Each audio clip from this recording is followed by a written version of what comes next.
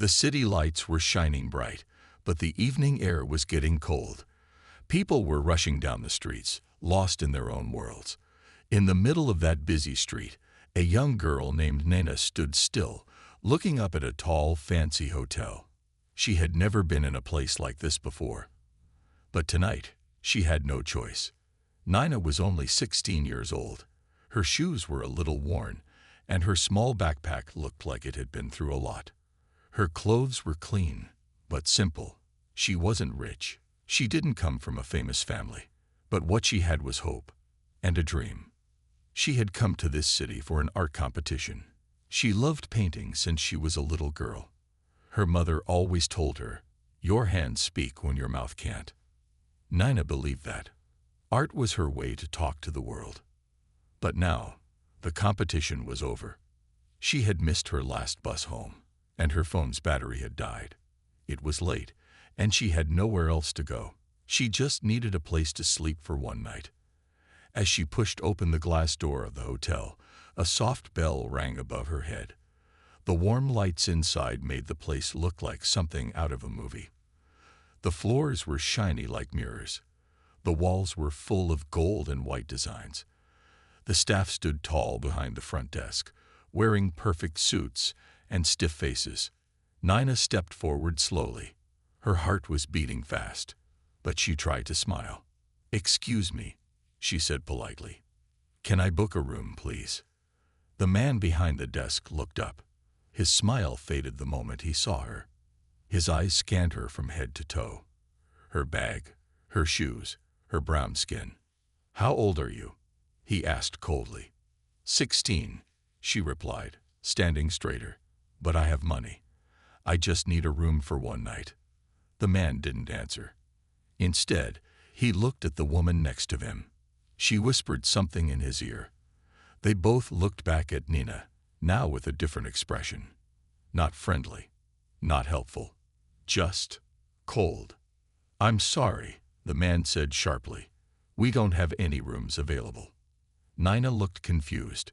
She pointed at the empty key holders on the wall behind him. "But I see keys right there."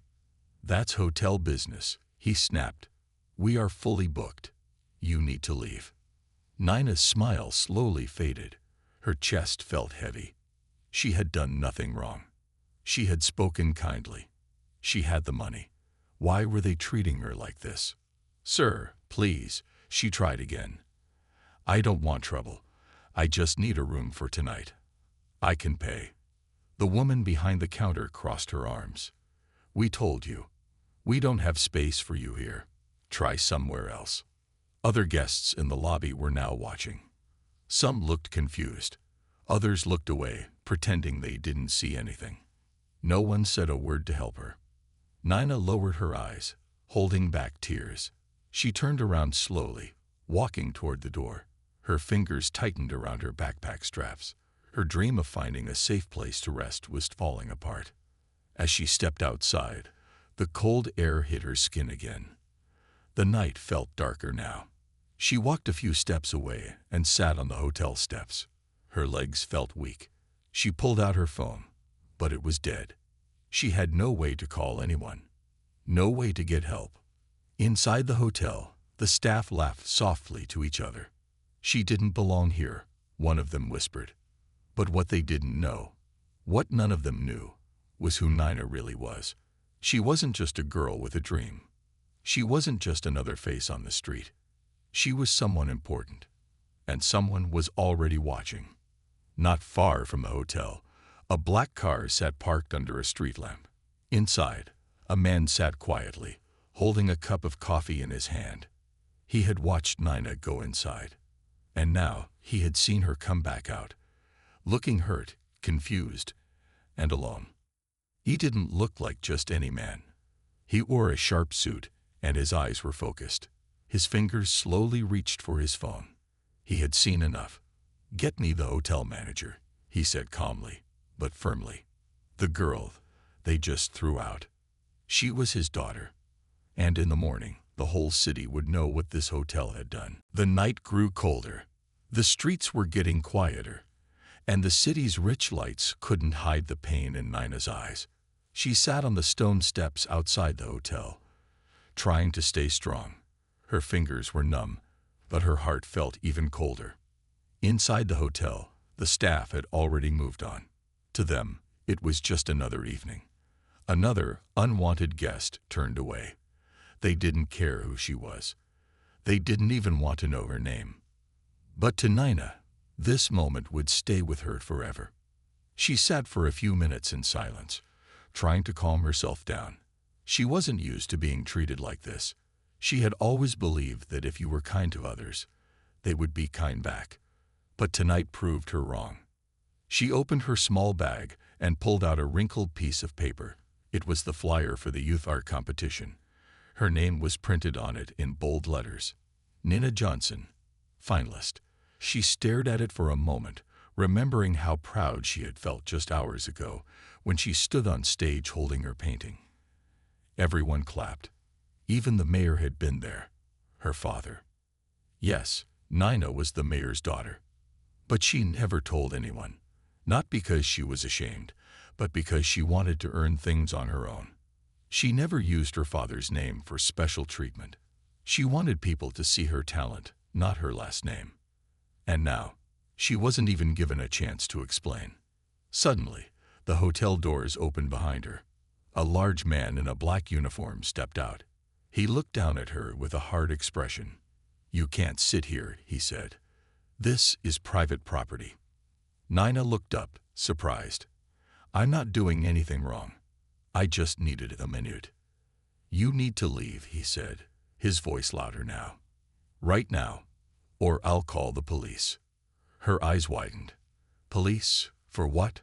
Sitting quietly. "I wasn't causing any trouble," she said softly. "Please, I just need time to figure out what to do. I don't know the city well. My phone died." The man didn't care. He grabbed his walkie-talkie. "Security to front entrance. We've got a loiterer." Nina stood up quickly. Her legs were shaky, but her pride was strong. "Fine," she whispered. "I'll go." She walked down the steps, not looking back. Her eyes were filled with tears, but she didn't let them fall. Not yet. Not in front of them. Behind her, the guard muttered something under his breath. "Shouldn't be here in the first place." Inside the hotel lobby, the staff laughed quietly, thinking the matter was over, thinking they had protected their image. But what they didn't know was that someone else had seen everything. Meanwhile, across the street, in the black car parked across the road, the man in the suit leaned forward. His face was calm, but his eyes were sharp. He had watched his daughter enter the hotel. He had watched her come back out. And now, he had watched her be threatened by security, as if she were a criminal. He took a deep breath and picked up his phone. "Chief, I need you to do something for me. Quietly. Look into the staff working tonight at Royal Palace Hotel. I'll be walking in soon." The man in the car wasn't just any father. He was Mayor William Johnson, the most respected and powerful man in the city. He had spent his life fighting for justice, fairness, and dignity. And tonight, he had seen injustice with his own eyes, done to his own daughter. Back to Nina. Nina walked slowly down the street, her head still held high. She didn't want to call her father. She knew he was busy with city matters. She didn't want to be a problem.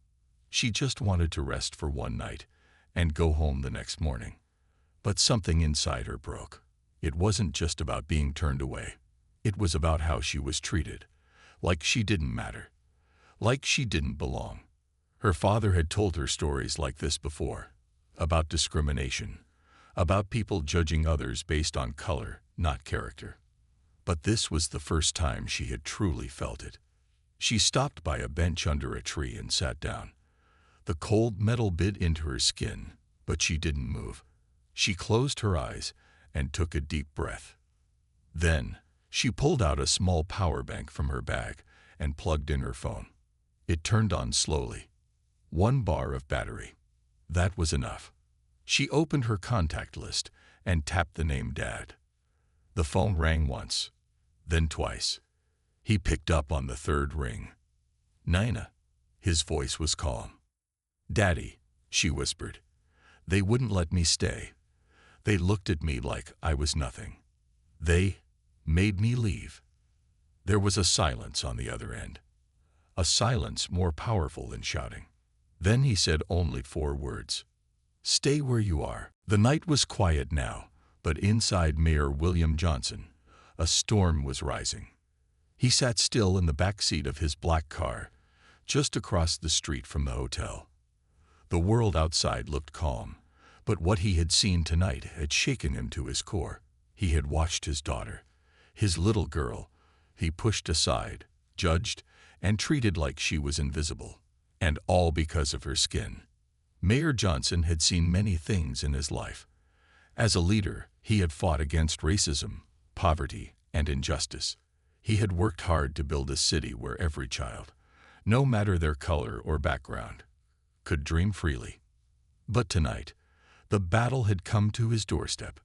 He had always told Nina to be strong, to never let people's words make her feel small. And she was strong. But no child should ever have to face that kind of hate alone. His driver turned around in the front seat and asked softly, Sir, should I drive? The mayor didn't respond right away. He stared out the window, watching Nina across the road. She was sitting alone on a bench now, under a tree, her small backpack beside her. Her head was down, and she looked tired, defeated. No father should ever see his child like this. No, he said finally, his voice calm but full of power. Not yet. I need to make a call first. He picked up his phone again and dialed a number directly to City Hall. This is Mayor Johnson, he said firmly. Get me the head of the hotel licensing board. Wake him if you have to. Tell him it's urgent. Meanwhile, inside the hotel, back in the hotel lobby, the staff was laughing and chatting as if nothing had happened. The man at the front desk scrolled through his phone. The woman next to him sipped her coffee. That girl really thought she could stay here, she said with a smirk. Some people just don't understand, the man replied. This is a 5-star hotel, not a shelter. They thought they had done the right thing. They thought no one important saw what they did. But they were wrong. They hadn't just turned away a young girl. They had insulted the daughter of the most powerful man in the city. Back outside, Nina sat still on the bench. Her father's words echoed in her ears. Stay where you are. She didn't know what he was going to do. She didn't even know he had seen it all. But deep inside, she trusted him. He had always been her hero. Even when he was too busy for long dinners or art shows, she knew he loved her. He never missed a moment that mattered. And this moment, it mattered more than anything. Suddenly, she heard the sound of a car door open. She looked up. Across the street, her father stepped out of the black car. He walked slowly but with purpose. Dressed in a dark blue suit, his face was calm, but his eyes were full of fire. He didn't look like just a mayor tonight. He looked like a father on a mission. Nina stood up. She didn't speak. She didn't need to. He walked over to her and gently placed his hand on her shoulder. I saw everything, he said softly. Tears filled Nina's eyes, but she blinked them away. I didn't want to bother you, she whispered. I thought I could handle it. You should never have to handle hate alone, he replied. Not while I'm still breathing. A few minutes later, the hotel doors opened again. But this time, the mayor walked in. The staff immediately stood up, confused. The man at the desk smiled nervously. Welcome, sir, he said. Do you have a reservation? Mayor Johnson didn't smile back. No, he said quietly, but I believe you know my daughter. The staff froze. The woman's hand trembled slightly as she set down her coffee cup. That girl, outside, the man stammered. Yes, the mayor said. The one you humiliated, the one you lied to. There must be a misunderstanding, the man began. No, the mayor interrupted. There is no misunderstanding. I watched the whole thing. He looked around at the shocked guests and the silent workers. This hotel claims to serve the best in the city. But tonight, I saw the worst. I saw judgment without reason. I saw a child turned away, not because of money, not because of rules, but because of the color of her skin. No one said a word. You didn't ask her name, he continued. You didn't check your system. You didn't even look at her ID. You saw a young black girl and decided she didn't belong. The silence was now heavy in the room.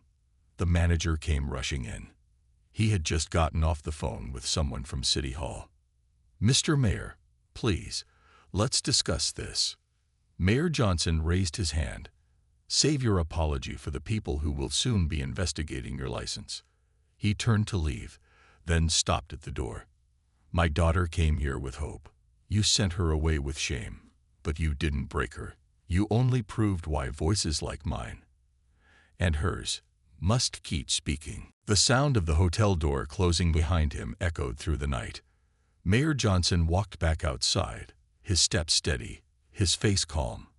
But behind those eyes was fire. Nina walked beside him silently. She didn't say a word, but her hand reached for her father's. He held it tightly. This wasn't just about her anymore. It was about every child like her who had ever been turned away, looked down on, silenced. And this time, something was going to change. Back in the car, the call that changed everything. Mayor Johnson slid back into the back seat of his black car. Nina sat quietly next to him, her head resting against the window. He took a deep breath and made another call. This one more serious, more official. The person on the other end picked up immediately. Mayor Johnson, sir, how can I help? I want a formal report filed tonight, he said firmly. I want every complaint ever made against the Royal Palace Hotel pulled up. Staff records, guest reviews, security footage, everything. The man on the other end paused. Sir, may I ask why? You'll see it in the morning headlines, the mayor said coldly. Tonight, my daughter was refused a room because of the color of her skin, and I watched it happen with my own eyes. There was silence for a moment. Then, understood, sir. We'll start right away. Inside the hotel, panic begins. Back inside the hotel, panic was setting in. The manager had locked himself in the office, frantically calling the hotel's legal department. The receptionist wiped sweat from his forehead, pacing back and forth. What if they shut us down? He asked the woman beside him. We didn't know who she was, she whispered, clearly nervous. But that's the point, the man snapped. It shouldn't matter who she was. The word spreads fast. Within 2 hours, the news was already spreading. A tweet went viral. Mayor's daughter humiliated and thrown out of luxury hotel for being black. Justice is coming. Hashtag Nina Johnson, hashtag Justice for Nina. Then came the journalists. News vans parked outside the hotel. Reporters whispered into cameras. People gathered, asking questions. Nina Johnson is just a child, one reporter said. But tonight, she stood against something many adults are too afraid to speak about. The hotel tried to give a statement. This was a misunderstanding. But no one believed it. Not this time. City Hall, midnight meeting. By midnight, the mayor sat at City Hall with his closest legal advisors. I don't want just an apology, he said. I want change. He pointed to a list of hotels in the city. This isn't just one hotel. There have been whispers of discrimination before. Complaints that never went anywhere. This time, we follow through. His team nodded. We'll push for stricter anti-discrimination checks, one advisor said. Secret audits, staff sensitivity training, public accountability. And the hotel's license? The mayor asked. We start the review process first thing in the morning, she replied. If they fail the investigation, they'll be shut down. Mayor Johnson leaned back in his chair. Good. Back at home, a father and daughter. Later that night, the mayor and Nina arrived home. The big house was quiet. The hallway smelled like vanilla, just like her mom used to make it smell. Nana slowly walked upstairs, still shaken, still quiet. But just before she closed her door, she turned. "Dad?" He looked up from his phone. "Thank you," she whispered, "for believing me." He stood up and walked to her. "I didn't just believe you, Nina. I saw it. I felt it. And I won't let them get away with it."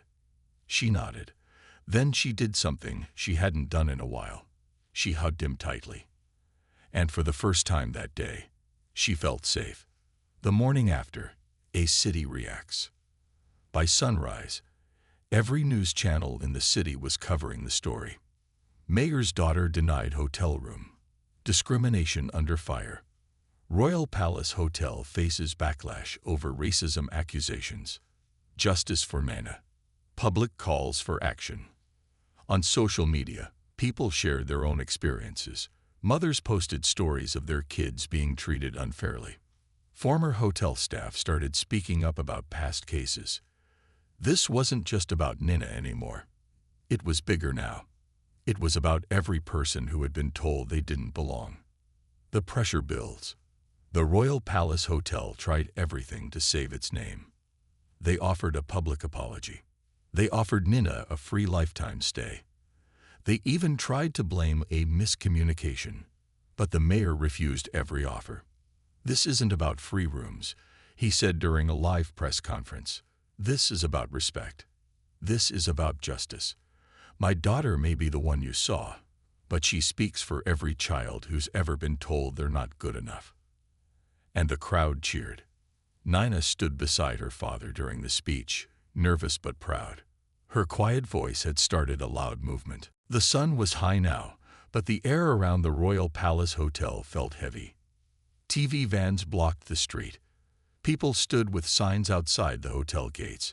Some held banners that read "Justice for Nana," while others simply stood in silence. Their presence spoke louder than any words. Inside, the hotel lobby was quiet, tense, nervous. The reception desk was clean. Too clean. It had been wiped down 3 times in the last hour. The manager paced back and forth in the hallway, phone in hand, face pale with fear. "Sir, we're doing our best," he whispered into the phone. "We've issued the apology. We're offering free stays, charity donations, diversity hiring, everything." But the voice on the other end wasn't impressed. "You humiliated the daughter of the most powerful man in the city," the hotel owner snapped. "Now you've made it everyone's problem." The manager hung up, shaking. He turned to the staff. "Whatever happens next," he said, "stay professional. Be polite. Smile if anyone comes in, especially if it's him." And then he walked in. The lobby doors opened with a soft chime. Heads turned. Conversation stopped. Time felt slower. And there he was, Mayor William Johnson, standing tall in a charcoal gray suit, walking in like he owned the building. His face was calm, but his eyes were sharp, focused, unforgiving. But he wasn't alone. He was followed by a small group of people, legal advisors, civil rights activists, and members of the city's Human Rights Commission. One of them held a file folder. Another held a press badge. And beside him, holding his hand, was Nina. She looked different today. Not scared, not small. She looked brave. Her head was high, her expression strong. She wasn't here as someone's daughter today. She was here as someone who had been wronged, and was ready to speak. The hotel freezes. Staff froze where they stood. The manager rushed over, forcing a smile that looked more like fear. "Mr. Mayor, good morning." "We're not here for pleasantries," Mayor Johnson said calmly. "We're here for answers." The manager opened his mouth, but nothing came out. The mayor turned to one of the city officials beside him. She pulled out a document and handed it to the receptionist. "This is a formal notice," she announced. "Your hotel is now under investigation for racial discrimination, violation of equal service laws, and possible human rights offenses." Gasps echoed in the room. "An investigation," the receptionist repeated. "Yes, The mayor answered. You didn't just turn my daughter away. You turned away your responsibility as a business. You denied a child the right to safety, to dignity, to humanity. He looked around. And now you're going to answer for it. The press arrives. The hotel doors opened again. This time, cameras flashed. Reporters flooded in. Microphones were raised. One reporter called out, Mayor Johnson, is it true your daughter was refused a room based on race? The mayor paused. He didn't rush his answer. Yes, he said clearly. And we have the footage to prove it. Another reporter asked, do you plan to take legal action? I'm not just fighting for my daughter, he replied. I'm fighting for every child who's been told they don't belong. For every guest who has ever been judged before they were greeted. Then he turned to Nina and stepped aside. Would you like to speak? He asked gently. Nina took a deep breath. She stepped forward slowly. The cameras pointed at her now. My name is Nina, she said softly. And I didn't want to be famous. I just wanted a place to sleep. Her voice trembled for a second, but she kept going. They didn't ask me my name. They didn't ask me for ID. They didn't ask anything. They looked at me and decided I didn't belong. She paused, looked down at her hands, then looked back up. I hope no one else has to feel that again. And in that moment, simple, quiet, and brave, Nina became a voice for thousands. The hotel tries to recover. The manager tried to speak. We're terribly sorry. But the mayor held up a hand. You're sorry now. Not when it happened. Not when you called security. Not when she sat outside in the cold. You're only sorry because you got caught. There was no coming back from this. The beginning of accountability. Within hours, the Human Rights Commission began a full inspection. Hotel records were reviewed. CCTV footage was collected. Testimonies were taken. Former guests began to speak up. Some shared videos. Others shared their own experiences of being denied or mistreated quietly because of race or background. One woman, an immigrant, posted, "This hotel once asked me to leave because I spoke a different language on the phone. I never reported it. I thought no one would care." Now, people were listening. And Nina, she wasn't just a victim anymore. That same afternoon, her story was everywhere. TV, social media, newspapers, schools invited her to speak. Youth centers praised her courage. Her art school offered her a scholarship. She didn't ask for any of it, but she accepted one truth. She had found her voice, and once it was heard, it couldn't be silenced. The headlines were everywhere. Mayor's daughter speaks out. Royal Palace Hotel faces investigation. Nina Johnson, a voice for the voiceless. People across the city, and even beyond, were talking about it. Some were shocked. Others were inspired. Many felt anger rise in their hearts, remembering their own silent battles with unfairness, judgment, and racism. But for Mayor William Johnson, one thing was clear. Speaking out wasn't enough. Justice had to be done. City Hall, emergency meeting. 2 days after the press conference, an emergency meeting was held at City Hall. The mayor sat at the head of a long table, surrounded by his legal team, human rights officers, and city council members. He looked around the room and spoke with quiet power. "This is bigger than just my daughter," he said. "This hotel is a symptom of a disease that's been ignored for too long. We've had complaints before. Stories of guests being profiled, mistreated, quietly denied service, and we brushed it under the rug." A councilwoman nodded. "People are watching now, waiting for us to take real action." Mayor Johnson nodded. "Then we give them more than words." He turned to his assistant. "Begin the process to suspend the Royal Palace Hotel's license," he ordered. "Let the investigation continue, but they should not operate a single day longer until it's complete.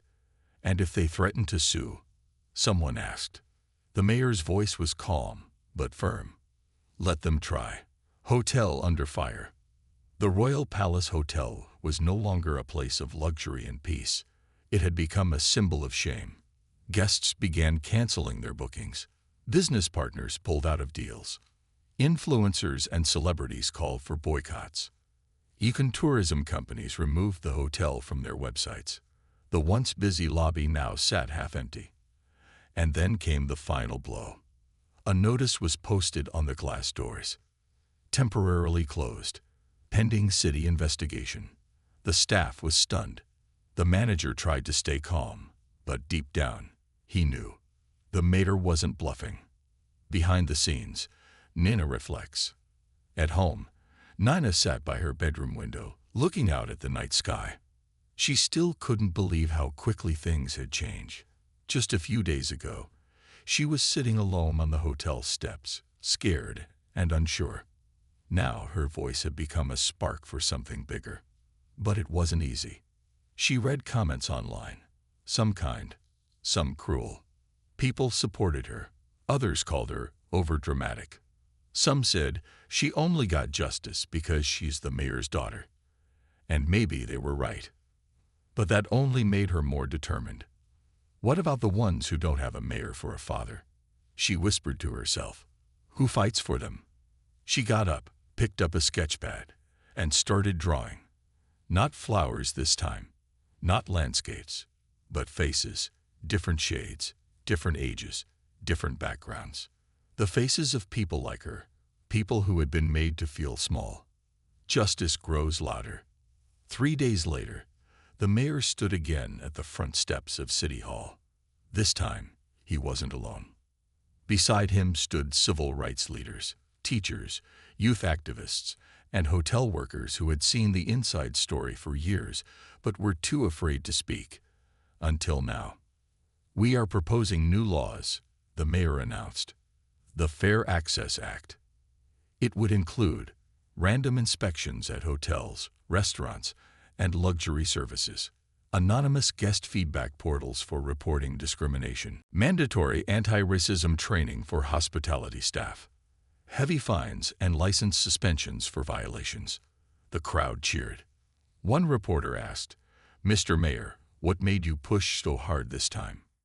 He turned, glanced at Nina standing just a few feet away, and smiled gently. Because this time, it happened to someone I love. Messages pour in. As the mayor fought for legal justice, Nina was busy replying to hundreds of messages. A girl from another city wrote, "I'm 15. I was told I looked too messy for a store last week. I didn't know what to say. You helped me find my voice." A boy messaged, "You're brave.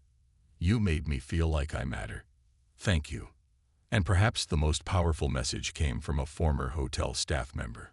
"I worked at Royal Palace for 2 years. I saw it happen too many times. I was scared to lose my job. But your story gave me courage. I've told the investigators everything. Thank you for standing up." Nina read each message carefully. She didn't reply to all of them, but she felt them. And she carried them with her. But it's not over yet. That evening, as Mayor Johnson and Nina sat in their living room, there was a knock on the door. A man stood there, dressed in a fancy black suit. He introduced himself as a lawyer for the Royal Palace Hotel. He handed over a white envelope. The hotel is filing a lawsuit. They're accusing the mayor's office of defamation. They want to reopen. They say the investigation is unfair. The mayor took the envelope, nodded, and shut the door slowly. He didn't look angry. He looked ready. He turned to Nina and said calmly, "Let them come. The truth is on our side." The courtroom was quiet. The kind of quiet that held tension in the air, like a storm about to break. Mayor William Johnson sat at the front, dressed sharply in a navy blue suit. His hands were folded calmly in his lap, but his eyes were steady and sharp. Beside him sat his daughter, Nina, no longer just a victim, no longer just a little girl. She was calm, too, strong. The kind of strength that doesn't shout, but stands. Across the room sat the representatives of the Royal Palace Hotel, their lawyers and their board members.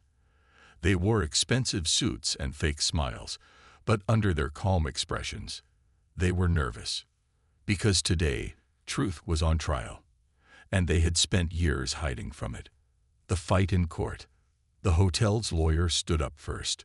"Ladies and gentlemen," he began, "this case has gone too far. The mayor is using his position to target a private business. There is no proof that our staff acted out of racism." He walked across the courtroom, speaking with confidence. Yes, a young girl was turned away. Yes, she felt upset. But that doesn't mean the hotel acted with hatred. Mistakes happen. Misunderstandings happen. He turned to the judge. "What's happening here is political. The mayor is making an example out of us." Then he sat down. The judge nodded. "Mayor Johnson, your side may speak." The mayor stood slowly. The room grew even quieter. He didn't pace. He didn't raise his voice. He simply said, "This is not about politics. This is about my daughter and what she represents." Nina takes the stand. The mayor stepped aside. Nina walked forward. All eyes were on her. She took a seat and looked around the courtroom. She didn't hold papers. She didn't need notes. She just spoke from the heart. "I didn't go to that hotel as a mayor's daughter. I went as a girl with a dream," she said softly. "I was tired. I was proud of my artwork. I had just won an award." She paused. But they didn't see that. They didn't ask me my name. They didn't ask anything. They just looked at me and saw someone who didn't belong. Her eyes glistened, but her voice stayed steady. I sat outside on the steps, thinking maybe I wasn't enough, that something was wrong with me. But now I know there was never anything wrong with me. She looked toward the hotel's lawyers. "There's something wrong with a system that lets people like me be treated as invisible." She stood up, not angrily, not dramatically, just honestly, and sat back down beside her father. "The evidence comes out then." The city's lawyer stood up. "We have video footage," she announced. On the courtroom screen, a grainy security video played. The entire room watched in silence. It showed Nina at the front desk, calm, polite. It showed the receptionist ignoring her, waving her off, not even checking for a room. It showed the security guard coming, raising his voice, making her leave. It showed the truth. Then, the screen went black. No one needed to speak. Because in that silence, the truth shouted. "The judge decides." After hours of discussion, the judge returned. Her voice was firm. "This court finds that the Royal Palace Hotel acted with bias and discrimination. Their license will be suspended for 1 year. They will pay fines and damages." Murmurs filled the room. The hotel lawyer stood, red-faced. "But this will ruin our business." The judge didn't blink. "Perhaps you should have thought of that before you ruined a child's dignity." The city responds. The news broke within minutes. Royal Palace found guilty. Justice for Nina. Mayor wins battle against discrimination. People across the country celebrated. Not because a hotel lost, but because a young black girl stood up and the system finally listened. Social media flooded with comments. "This isn't just about one girl. This is about all of us." "My daughter watched Nina's video. She said, 'She looks like me.' Thank you for giving her that." Justice has a new name, Nina Johnson. Nina's life after the trial. A few weeks later, Nina went back to school. She was just a kid again. Sort of. People looked at her differently now, not in a bad way, but in a respectful way. Even teachers listened more when she spoke. She got letters from students all over the world. Invitations to speak. Offers to publish her art. But she never let it get to her head. She still liked drawing in silence. Still liked watching clouds. Still liked sitting in her dad's office while he worked. She was still Nina. Just braver now. Weeks had passed since the courtroom victory. The headlines had slowed down. The news vans had left. The hotel stayed shut. Its windows dark. Its name now whispered like a cautionary tale. But the fire Nana started. It wasn't going out. It was just beginning. A letter from a stranger. One rainy afternoon, Nina sat at her desk. The city was quiet outside her window, raindrops tapping like gentle reminders that time keeps moving. Then she noticed something on her desk. An envelope. It was handwritten. No return address. Just one line on the front. To Nina, the girl who didn't stay silent. She opened it carefully. Inside was a letter. It read, "Dear Nina, I'm 14. I live 2 cities away from you. I wear a headscarf. And last month, a teacher told me I looked scary. I wanted to cry. But then I saw your video. I didn't cry. I stood up and told her, I belong here too. Thank you for giving me the courage. You're not just one voice. You're a spark." ***. Nina stared at the letter for a long time. She folded it slowly and placed it in her journal, right next to her courtroom drawing. That night, she didn't sleep much.